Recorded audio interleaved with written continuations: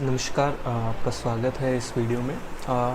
हम ये वीडियो में ये देखने वाले हैं कि किस तरीके से हमने जो पोर्टल बनाया है ऑनलाइन टेस्ट सीरीज़ के लिए, उसमें एक थोड़ा सा आपको गो थ्रू ये कराना चाहेंगे इस वीडियो में कि किस तरीके से क्वेश्चंस हैं और जो पूरा ही पोर्टल का ऑनलाइन स्ट्रक्चर है वो किस तरीके से आपको एग्ज़ाम में प्रिपेयर करने में हेल्प करेगा।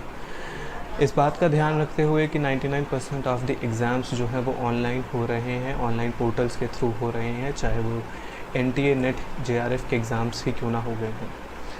तो वी स्टार्ट ये मैं अपने पोर्टल में लॉगिन कर चुका हूँ और जो मैंने मॉक टेस्ट अभी लिया हुआ है उसके बेसिस पे मैं मॉक टेस्ट खोलूँगा अपने वाले, और अभी मेरे पास ये 2 मॉक टेस्ट पड़े हुए हैं। तो मैं फ़र्स्ट वाला आपको एक बार ट्राई करके गो थ्रू कराता हूँ। ये एक बेसिक इंस्ट्रक्शंस हैं, बेसिक डिटेल्स हैं मॉक टेस्ट को लेकर।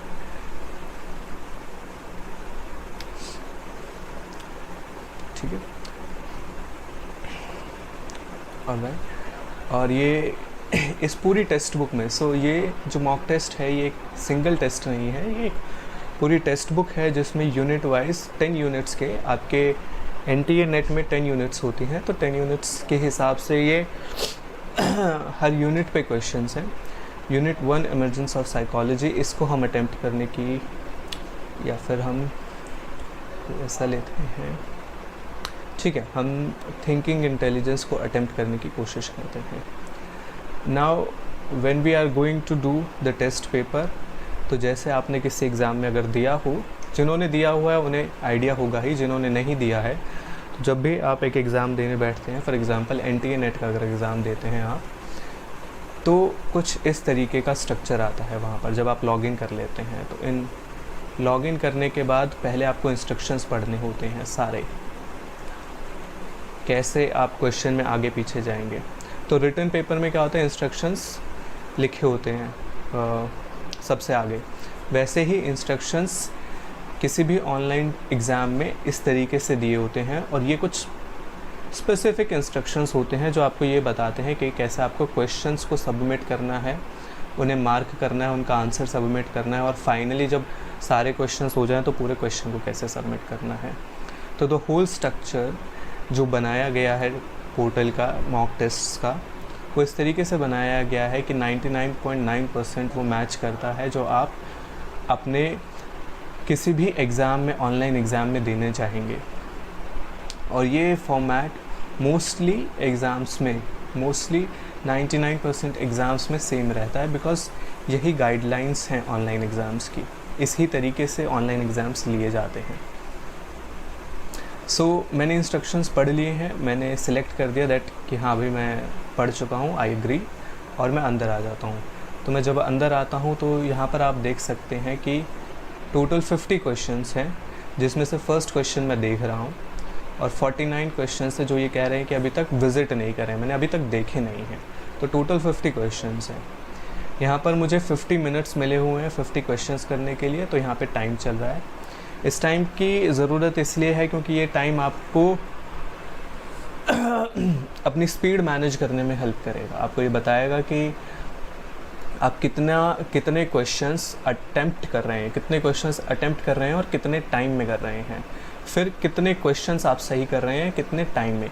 तो ये सारा जब आप अपना क्वेश्चन करने के बाद ये टेस्ट पेपर सबमिट कर देंगे तो ये रिज़ल्ट्स आएंगे आपके पास, और उन रिज़ल्ट्स के बेसिस पर आप ये देख पाएंगे कि कितना मैं सही कर रहा हूँ, कितना गलत कर रहा हूँ, कहाँ पे दिक्कत आ रही है, किस तरीके के क्वेश्चंस में दिक्कत आ रही है, कहाँ पे मुझे अपनी स्पीड को बढ़ाने की ज़रूरत है, कम करने की ज़रूरत है, क्या मैं सारे क्वेश्चंस अटेम्प्ट भी कर पा रहा हूँ या नहीं कर पा रहा हूँ। वो टाइम चलता रहेगा, उस टाइम के बेसिस से आपकी स्पीड और एक्यूरेसी मेजर करी जाएगी, जो आपको रिज़ल्ट्स में दिखाई जाएगी।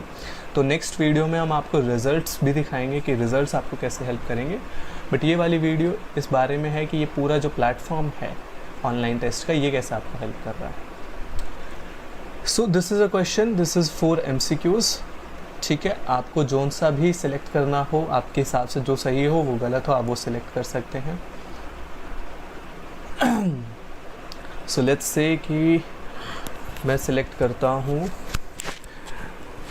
Racial gap in IQ is due to socio economic factors, so C select कर दिया। ठीक है, अब क्या मैं श्योर हूँ इस आंसर के लिए या नहीं, ये अगर आपने इंस्ट्रक्शंस में पढ़ा हो तो इन सारे ऑप्शंस का मतलब क्या है वो आपको इंस्ट्रक्शंस में दिया गया था, बट अगर आपने ना पढ़ा हो तो मैं यहाँ पर आपको समझाता हूँ। अगर आप श्योर हैं तो सेव एंड नेक्स्ट करिए, और आप इस बात का ज़रूर ध्यान रखिए कि बिल्कुल इसी सेम एग्जैक्ट वे में आपका ऑनलाइन एग्ज़ाम लिया जाता है, सेम एग्जैक्ट वे में यही सारे ऑप्शंस होते हैं, एक भी ऑप्शन ज़्यादा या कम नहीं होता है। तो अगर इनमें से आपको ऑप्शन सही नहीं समझ में आ रहे हैं तो आपका बहुत टाइम वेस्ट होगा ऑनलाइन एग्ज़ाम में। इस बात का आपको बहुत ज़्यादा ध्यान रखना है कि आपको ये ऑप्शंस आते हों और आपको ये बार बार देखने की ज़रूरत ना पड़े कि भाई इस वाले का मार्क फॉर रिव्यू का मतलब क्या है। मार्क फॉर रिव्यू करूँगा तो कहीं मेरा क्वेश्चन सबमिट तो नहीं हो जाएगा, और अगर मैंने सेव कर दिया तो क्या मैं उसके बाद चेंज कर पाऊँगा अपना आंसर या नहीं कर पाऊँगा। तो ये सारे आपको ऑप्शंस क्लियर कट होने चाहिए पहले से ही। सेव एंड नेक्स्ट अगर आप करेंगे तो आपका आंसर सेव हो जाएगा और आप आगे वाले क्वेश्चन पे चले जाएंगे। ठीक है, इसका मतलब ये बिल्कुल नहीं है कि आप आंसर चेंज नहीं कर सकते, आप वापस आकर चेंज कर सकते हैं। मान लीजिए कि आपको कहीं पे क्वेश्चन आपने फटाफट आंसर कर दिया कि भाई मैं इसे लास्ट में चेक करूँगा, तो लास्ट में याद कैसे रहे कि मैं चेक करूँगा, तो फिर आप मार्क फॉर रिव्यू कर सकते हैं। Save and mark for review, ये दो हो गए ऑप्शन अब रिव्यू के, तो इन दोनों में क्या फ़र्क है। मार्क फॉर रिव्यू का मतलब है कि अभी आपको आंसर पता नहीं है, आपने कुछ भी आंसर सेलेक्ट नहीं करा है, तो अगर आपको आंसर अनसेलेक्ट करना है तो यहाँ से आपने हटा दिया। अब आपको पता नहीं है इसका आंसर क्या है तो आपने रिव्यू के लिए कर दिया। ये देखिए रिव्यू पे जैसे ही आपने किया कि मेरे को आंसर नहीं पता है, मैं लास्ट में देखूंगा, ये नॉट आंसर्ड वाली कैटेगरी में चला गया। तो ये आपके यहाँ पे सारे क्वेश्चंस हैं, 50 के 50 क्वेश्चंस हैं। कुल, अब save and mark for review का क्या मतलब है कि मैंने सी लगा दिया पर मैं श्योर नहीं हूँ, मेरे को आंसर तो लग रहा है यही होगा पर मैं श्योर नहीं हूँ, तो मैंने सी ऑप्शन लगा के save and mark for review कर दिया। ब्लू वाले का मतलब है कि भाई आंसर तो दे चुका है बंदा पर रिव्यू भी करना चाहेगा क्योंकि मेरे को नहीं पता, मैं श्योर नहीं हूँ, मैं लास्ट में एक और बार इस पर नज़र मारूँगा, तो save and mark for review कर दिया। जैसे ही मैंने ये किया मैं ऑटोमेटिकली नेक्स्ट क्वेश्चन नंबर 3 पर आ गया। ठीक है, तो फर्स्ट क्वेश्चन मैंने मार्क फॉर रिव्यू कर रखा है, सेकंड क्वेश्चन मैंने दिया हुआ है आंसर पर मुझे रिव्यू करना है अभी, थर्ड क्वेश्चन मैंने अभी तक आंसर नहीं करा है। ओके, अभी हम एक बार और फिर इसका आंसर दे देते हैं कुछ भी और इसे सेव एंड नेक्स्ट कर देते हैं। जिसका आंसर आपने दिया वो ग्रीन कलर से हो जाएगा आंसर। तो हम टेस्ट 5 क्वेश्चंस, एक और क्वेश्चन ऐसे अटेम्प्ट करते हैं ये वाला, और इसको देखते हैं हम नेक्स्ट करके। तो देखिए जब आप बिना आंसर दिए आगे बढ़ जाएंगे तो ये 4 नॉट आंसर्ड है, ये रेड कलर हो गया। तो जो हमने अभी तक 5 क्वेश्चन अटेम्प्ट करे हैं इनका कलर अलग अलग है। ये हमें क्या बता रहा है, ये हमें बता रहा है कि भाई first question mark for review है तो इसे चेक कर। हाँ, इसका मैंने आंसर नहीं दिया था क्योंकि मैंने इसे लास्ट के लिए बचा के रखा हुआ था, तो मैं अब इसका आंसर करके इसे सेव एंड नेक्स्ट कर देता हूँ। ये देखिए ग्रीन कलर हो गया। ठीक है, सेकेंड क्वेश्चन, यार हाँ ये मैंने आंसर तो किया था पर इसका आंसर चेक करना था। अच्छा ठीक है, सही है, कुछ चेंज नहीं करना है इसमें, सेव एंड नेक्स्ट कर देता हूँ। अगर कुछ चेंज करना है तो आप चेंज करके आगे बढ़ सकते हैं। 4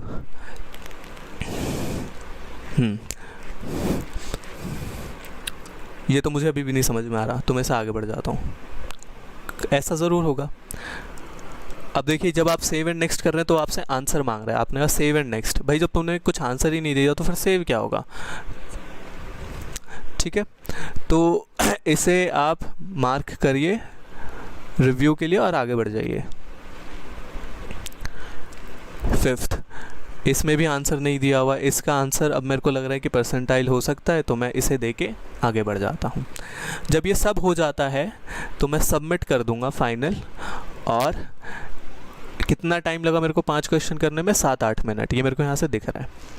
अभी मैं रिज़ल्ट्स पर नहीं जाऊँगा क्योंकि ये पूरे हमने 50 क्वेश्चन अभी अटेम्प्ट नहीं करे हैं तो सही नहीं है, बस मैं इस वीडियो में आपको ये दिखाना चाहता हूँ कि किस तरीके से ये पूरा ऑनलाइन पोर्टल इस तरीके से ध्यान में रखकर बनाया गया है कि जिस तरीके से एग्ज़ाम आता है नेट का, एमफिल का, उसी तरीके से आपको ये ऑनलाइन क्वेश्चंस मिलें और प्रैक्टिस करने में आपकी हेल्प हो।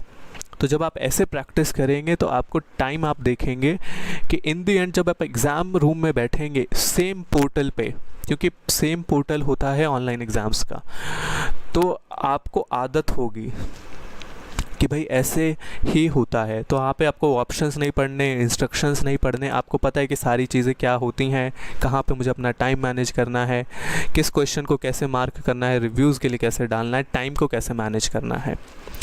So this is about the questions और किस तरीके से टेस्ट पोर्टल आपकी हेल्प करने के लिए, ताकि आप प्रैक्टिस में और स्ट्रॉन्ग हो सकें एग्ज़ाम के लिए, इस चीज़ को ध्यान में रख के बनाया गया है। रिज़ल्ट्स आप ज़रूर देखना चाहेंगे, जो लोग अभी ट्राई कर रहे हैं वो रिज़ल्ट्स देख रहे होंगे। रिज़ल्ट्स को हम और बेहतर बनाते जा रहे हैं। रिज़ल्ट्स आपको इस तरीके से ये बताएंगे कि आपको कहाँ पर टाइम को लेकर, एक्यूरेसी को लेकर, अपनी वीकनेस और स्ट्रेंथ को लेकर ध्यान देने की ज़रूरत है। और रिज़ल्ट्स के बारे में मैं नेक्स्ट वीडियो में ज़रूर बात करूँगा। बट जिन लोगों को थोड़ी सी दिक्कत, अगर थोड़ा सा ये हो रहा है कि टेस्ट पोर्टल क्या चीज़ है वो देखना चाह रहे हैं, तो this is the test portal. और मैं आपको ये ज़रूर बता दूं कि यही टेस्ट पोर्टल आपका एग्ज़ाम में आता है। बिल्कुल ऐसे ही क्वेश्चंस आते हैं ऑनलाइन एग्ज़ाम में, जब आप नेट JRF के लिए या किसी और एग्ज़ाम के लिए ऑनलाइन टेस्ट देते हैं, ऑनलाइन एग्ज़ाम देते हैं। तो सो आई होप ये क्लियर हुआ हो। बाकी अगर आपके कोई भी क्वेश्चंस हो तो आप वो कमेंट्स में हमें दे सकते हैं या हमारे व्हाट्सएप ग्रुप को ज्वाइन कर उसमें पूछ सकते हैं। Thank you.